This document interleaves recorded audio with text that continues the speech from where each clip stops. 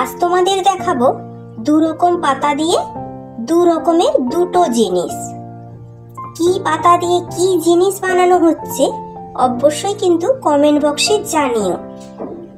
দুটো পাতাই কিন্তু আমাদের চেনা এবং আমাদের কাছাকাছি থাকে, আমরা কিন্তু পাতাগুলো চিনি। কি পাতা অবশ্যই কিন্তু জানাতে ভুলো না। দেখো কত সুন্দর একটা জিনিস তৈরি হয়ে গেছে। এরপর দেখো আরো একটা সুন্দর জিনিস তৈরি হয়ে যাচ্ছে পাতা দিয়ে। কি বানানো হচ্ছে এবং কি পাতা দিয়ে বানানো হচ্ছে অবশ্যই কিন্তু জানাতে ভুলো না। কত সহজেই দেখো বানানো হয়ে যাচ্ছে। তোমরা যদি চেষ্টা করো তোমরাও কিন্তু বানাতে পারবে। হাতের কাছে থাকা জিনিস দিয়ে আমরা কিন্তু অনেক কিছু বানিয়ে নিতে পারি। চলো তাহলে ভিডিও এই পর্যন্ত।